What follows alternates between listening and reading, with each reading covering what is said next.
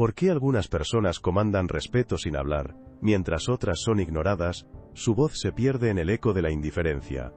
La respuesta no reside en un don innato, sino en un código oculto, una arquitectura mental que les permite operar con una calma implacable, incluso cuando el mundo a su alrededor se desmorona. Este es el enigma central que la mayoría de los individuos jamás descifrarán. Viven encadenados a la programación de la reactividad, víctimas del primer golpe de la incertidumbre, del primer susurro de ansiedad.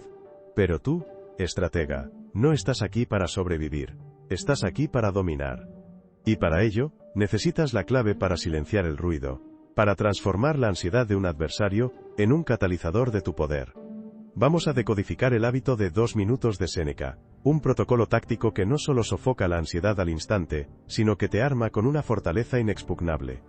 Y te advierto, la última clave de este código es la más contraintuitiva, la que separa al espectador del general. *** táctica 1. La pregunta de control. El mapa del territorio enemigo ***. La primera ley de la estrategia estoica, la base de cualquier fortaleza inexpugnable, no comienza con la acción sino con una distinción quirúrgica. El campo de batalla de la mente, ese vasto e intrincado terreno donde se libran tus verdaderas guerras, está plagado de distracciones, de falsos frentes, de espejismos que te agotan y te desvían. La ansiedad no es más que el humo de batalla, una cortina de niebla que se levanta para oscurecer tu visión, para paralizar tu avance. La pregunta fundamental, la primera puñalada táctica que debes asestar a esa niebla, es brutalmente simple pero devastadoramente efectiva. ¿Está esto bajo mi control? Esta es la primera línea de demarcación, el filo de la espada que corta la ilusión y disipa la confusión. Es la frontera innegociable entre lo que posees el poder de influir, de moldear, de cambiar, y aquello que, por su propia naturaleza, debes aceptar. Sin esta distinción fundamental, te conviertes en una marioneta del azar, un barco sin timón, a merced de las corrientes más salvajes. Tu libertad interior, esa fortaleza inquebrantable que ninguna fuerza externa puede derrumbar, se basa enteramente en esta comprensión. Si no puedes diferenciar entre lo que es tuyo y lo que no lo es, cada evento externo, cada capricho del destino, se convierte en una amenaza directa a tu estado mental. Te verás enredado en batallas que nunca podrás ganar, drenando tu energía vital en frentes que no te corresponden. Imagina a un general en medio de una campaña crucial. Su ejército está posicionado para un ataque decisivo, pero de repente, una tormenta furiosa se desata.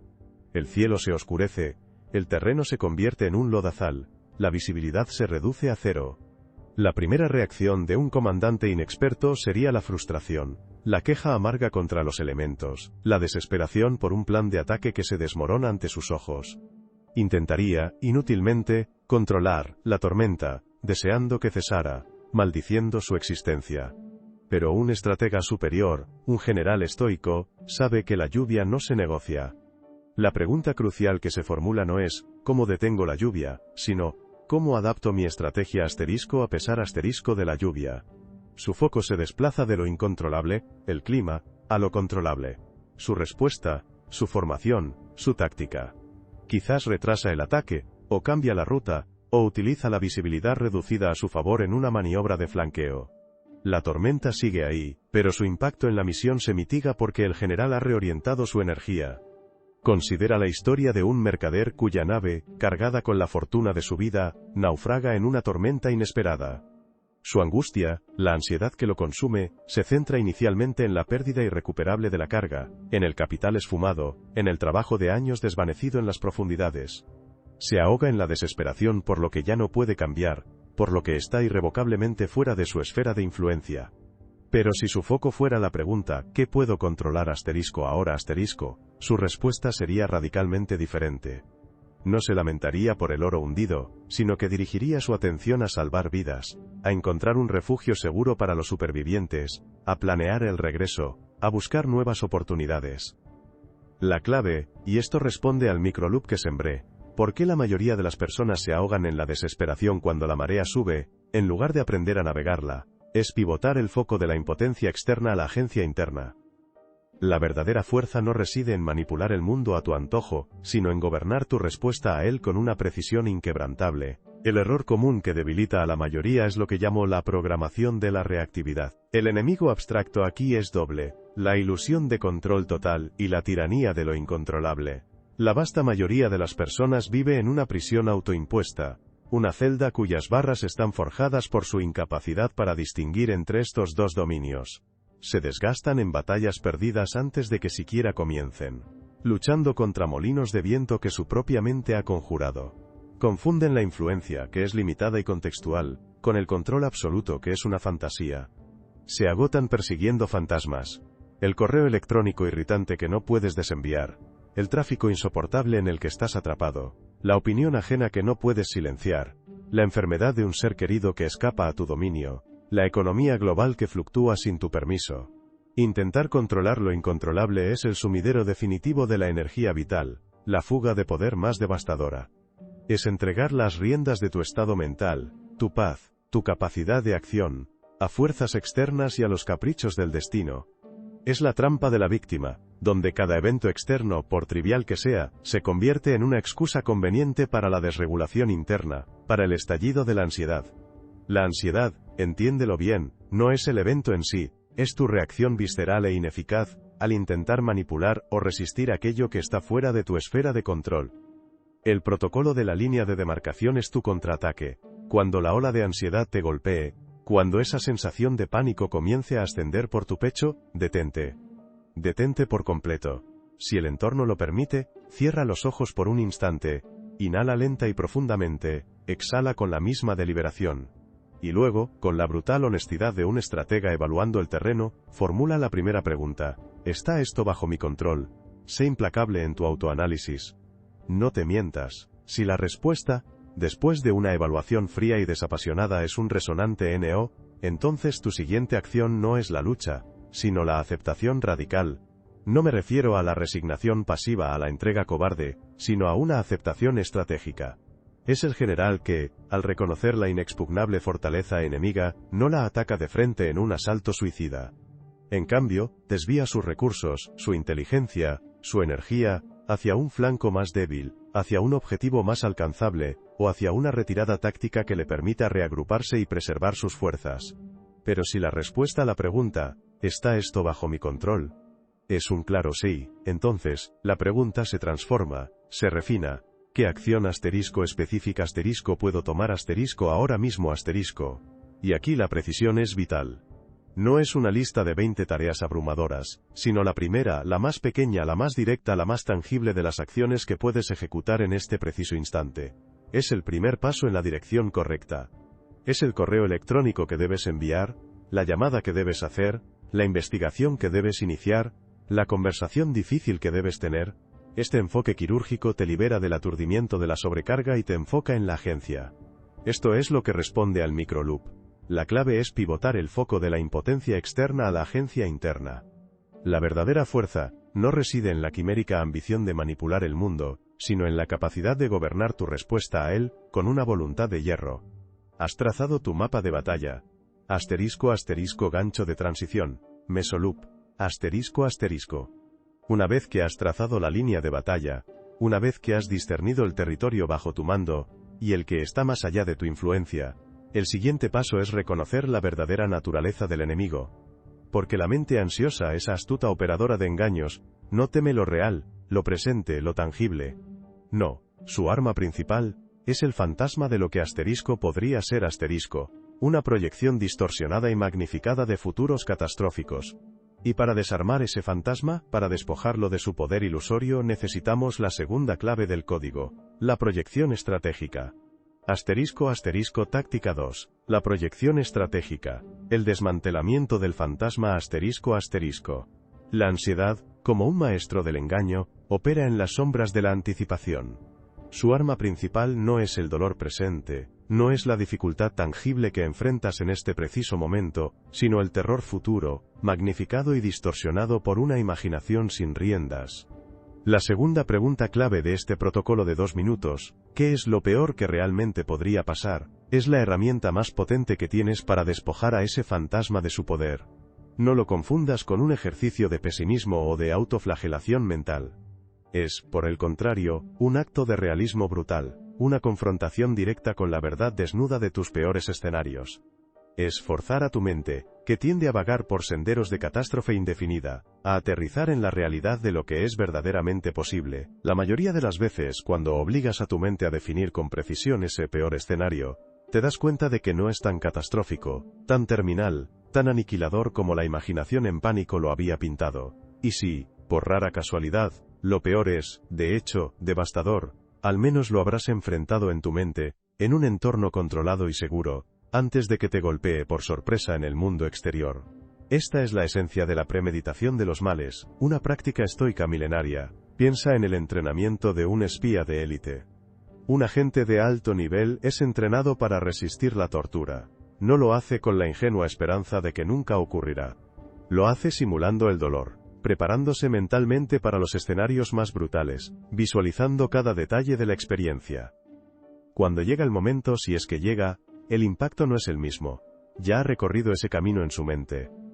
Su psique está inoculada contra el shock inicial, lo que le permite conservar la claridad y la resistencia que otros perderían. Otro ejemplo, el comerciante astuto que se prepara para la bancarrota.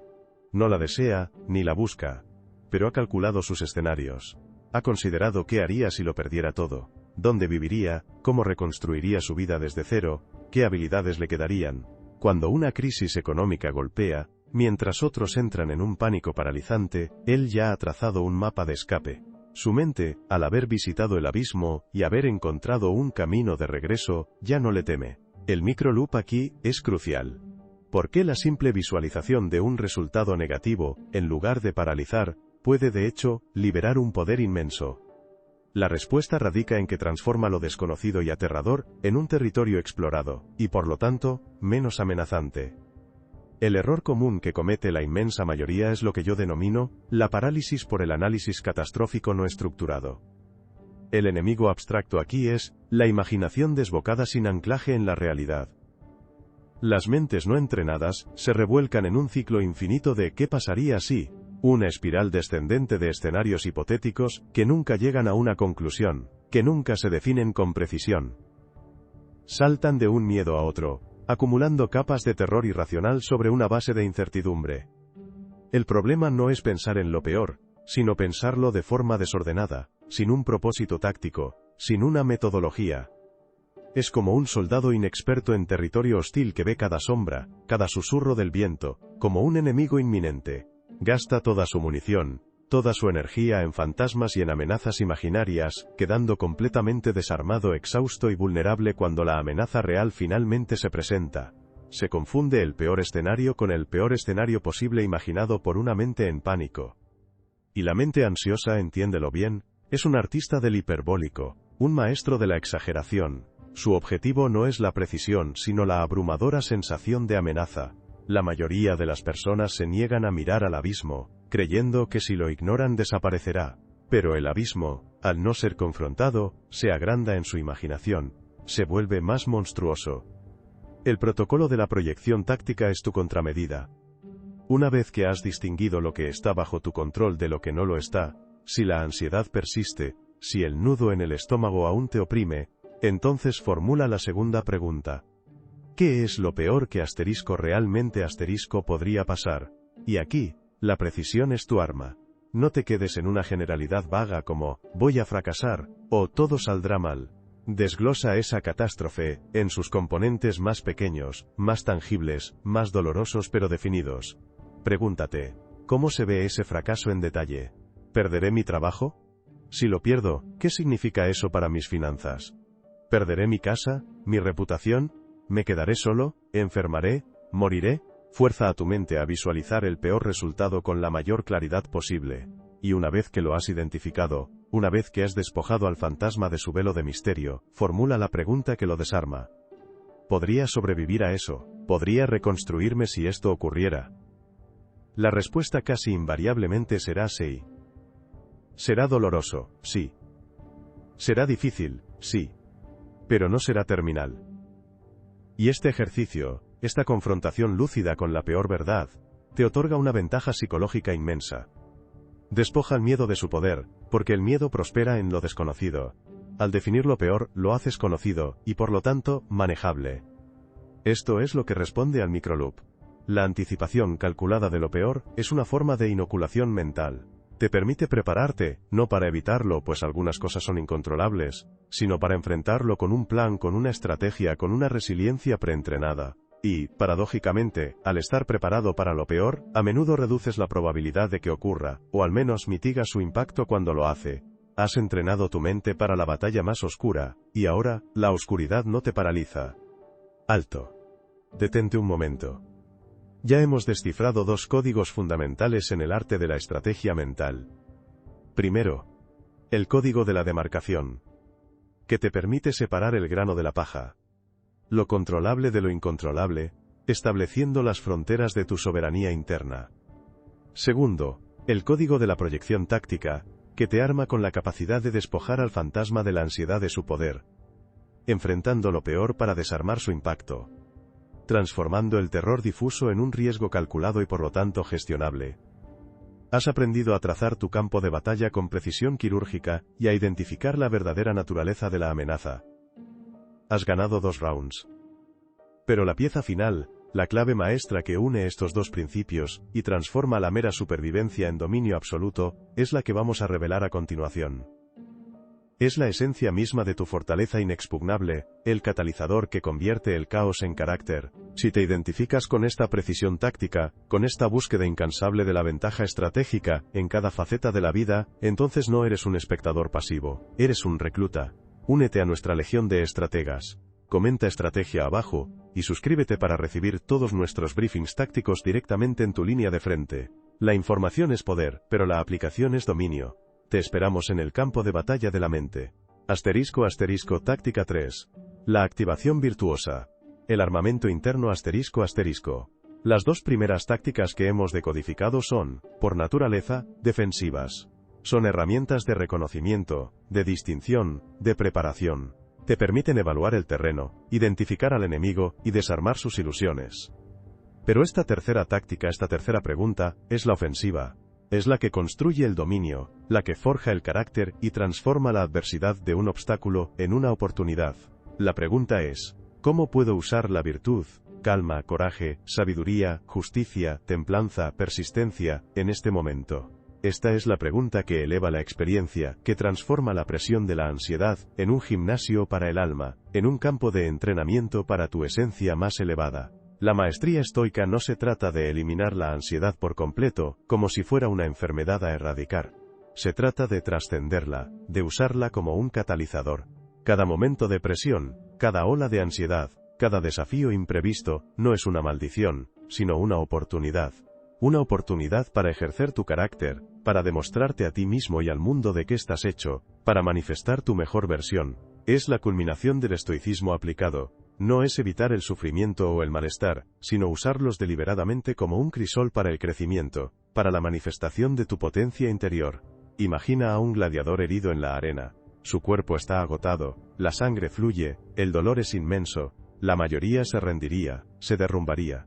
Pero un gladiador estoico, incluso en sus últimos momentos de lucidez, no se rinde mentalmente. Su mente busca la última reserva de voluntad. La pregunta que resuena en su interior no es, ¿cómo hago que esto termine?, sino, ¿cómo puedo mostrar coraje, disciplina, honor, resiliencia, en este instante final, sin importar el resultado? No es sobre ganar la pelea externa, que quizás ya esté perdida. Es sobre ganar la batalla interna, sobre demostrar su virtud hasta el último aliento. Otro ejemplo. El líder que enfrenta una crisis empresarial masiva, una situación que amenaza con derrumbarlo todo. Podría entrar en pánico, culpar a otros, huir de la responsabilidad. En cambio, se detiene y se pregunta, ¿cómo puedo demostrar sabiduría al tomar decisiones difíciles bajo presión? ¿Cómo puedo mostrar justicia y equidad con mis empleados, incluso si debo tomar medidas impopulares? ¿Cómo puedo mantener la calma y la compostura para inspirar confianza y guiar a mi equipo a través de la tormenta? El microloop crucial aquí es, ¿por qué la virtud, un concepto tan antiguo, tan a menudo relegado a los libros de filosofía, es la herramienta más subestimada y sin embargo, la más potente para desarmar la ansiedad moderna? El error común, la trampa en la que cae la inmensa mayoría de las personas en la era moderna, es la búsqueda de la comodidad como fin último. Este es el enemigo abstracto más insidioso, la tiranía de la evitación, y la programación de la debilidad. En nuestra sociedad, se nos ha condicionado a huir de cualquier malestar, a medicar cada síntoma, a evitar cualquier fricción. La ansiedad se percibe no como una señal, no como una oportunidad para el crecimiento, sino como algo a ser erradicado a toda costa, como un fallo del sistema que debe ser silenciado o suprimido. Esto, irónicamente, crea individuos frágiles, con una tolerancia mínima a la frustración, que colapsan ante la menor resistencia, ante el más mínimo desafío. Se confunde la fortaleza con la ausencia de desafío, la paz con la ausencia de conflicto. Pero la virtud no es la ausencia de miedo, es la acción a pesar del miedo. La inacción, la evitación sistemática del dolor o del malestar, la búsqueda constante de distracciones o de soluciones rápidas para silenciar superficialmente la ansiedad, son las verdaderas cadenas que te atan a la debilidad. Son los barrotes de tu prisión autoimpuesta. Es como un guerrero, que evita el campo de entrenamiento, porque es doloroso, extenuante y desafiante, y luego se pregunta por qué es débil, ineficaz y aterrado cuando finalmente se encuentra en el fragor de la batalla. La debilidad no se vence evitando lo que te hace sentir débil, sino confrontándolo, y usando esa fricción para forjarte. El protocolo de la forja de virtudes, es tu contraofensiva final, la que consolida tu dominio. Cuando la ansiedad surge, después de haber discernido el control y confrontado brutalmente lo peor, la pregunta final es la más poderosa y transformadora. ¿Qué virtud puedo activar ahora en esta situación? Si sientes miedo, ¿cómo puedes manifestar coraje en esta situación específica? El coraje no es la ausencia de miedo, sino la acción a pesar de él. Puede ser enviar ese correo electrónico temido, hacer esa llamada difícil, tener esa conversación incómoda que has estado posponiendo. Si sientes confusión, ¿cómo puedes aplicar sabiduría para buscar claridad? La sabiduría puede ser aceptar que no tienes todas las respuestas, que necesitas investigar más, que debes buscar consejo, o simplemente dar un paso atrás para ver la situación con perspectiva. Si sientes frustración, ¿cómo puedes practicar la paciencia, la templanza o la ecuanimidad?